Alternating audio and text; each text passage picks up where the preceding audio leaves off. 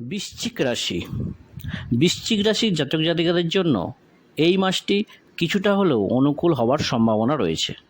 আপনি আপনার কাজে বেশ ব্যস্ত থাকবেন, যার কারণে আপনি আপনার পরিবারকে কম সময় দিতে পারবেন এবং আপনার পরিবারের সদস্যরা আপনাকে মিস করবে।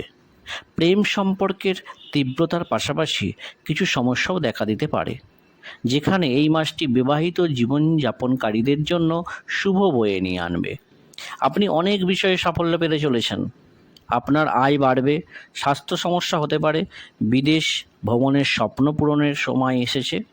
চাকরিজীবীদের জন্য পরিস্থিতি ভালো থাকবে। এছাড়া যারা ব্যবসা করছেন তারাও সুখবর পাবেন। ছাত্রছাত্রীরা পড়াশোনার বাধার সম্মুখীন হতে পারে। কর্মজীবনের দৃষ্টিকোণ থেকে এই মাসটি উত্থান পতনে পূর্ণ হওয়ার সম্ভাবনা রয়েছে। চাকরি করলে ভালো ফল পাবেন। সরকারি চাকরিতে কর্মরত ব্যক্তিরা বিশেষভাবে অনুকূল ফলাফল পাবেন, যখন সাধারণ সেক্টরে কর্মরত ব্যক্তিরাও তাদের চাকরিতে ভালো ফলাফল পাবেন। ব্যবসায়ীদের জন্য এই মাসটি অনুকূল হবে। আমরা যদি ছাত্রদের কথা বলি, এই মাসটি আপনার একাগ্রতাকে ব্যাহত করবে। একাগ্রতা বাড়াতে আপনাকে দেবগুরু বৃহস্পতির আশীর্বাদ পেতে হবে। উচ্চশিক্ষা গ্রহণকারী শিক্ষার্থীদের জন্য সময় স্বাভাবিক থাকবে। আপনি আপনার পড়াশোনা চালিয়ে যেতে পারেন।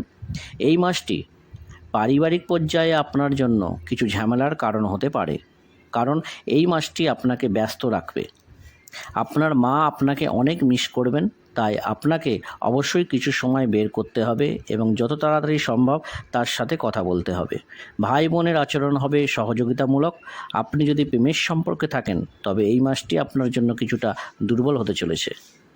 আপনি খুব অভিব্যক্তিপূর্ণ হতে পারেন এবং আপনার প্রিয়জনকে নিজের সম্পর্কে সব কিছু বলতে চান। আপনি এবং আপনার সঙ্গী উভয়ই স্বাস্থ্য সমস্যার সম্মুখীন হতে পারেন। আপনার সম্পর্কের মধ্যে রোমান্টিকতা বাড়বে। আপনার একসাথে মানসম্পন্ন সময় কাটাতে এবং একে অপরকে পর্যাপ্ত সময় দেওয়ার চেষ্টা করবে। এতে আপনার বিবাহিত জীবনের উন্নতি হবে। আমরা যদি আপনার আর্থিক অবস্থার দিকে তাকাই, তাহলে এই মাসটি আপনাকে আর্থিকভাবে ভালো সাফল্য দিতে পারে। আপনি সেরা এবং সর্বোচ্চ সুবিধা পেতে পারেন। আপনি ব্যক্তিগত প্রচেষ্টা এবং আপনার শারীরিক শক্তির মাধ্যমে অর্থ উপার্জনে সফল হবেন। এই মাসটি স্বাস্থ্যের দিক থেকে উত্থান পতনে পূর্ণ হতে চলেছে।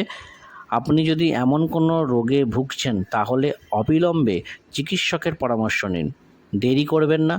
আপনার ব্যক্তিত্ব ধীরে ধীরে উন্নত হবে এবং আপনি সুস্থ হয়ে উঠতে সক্ষম হবেন। তবে মঙ্গল ও রাহুর অঙ্গারক দোষ সমস্যা সৃষ্টি করতে পারে, তাই সতর্ক থাকুন।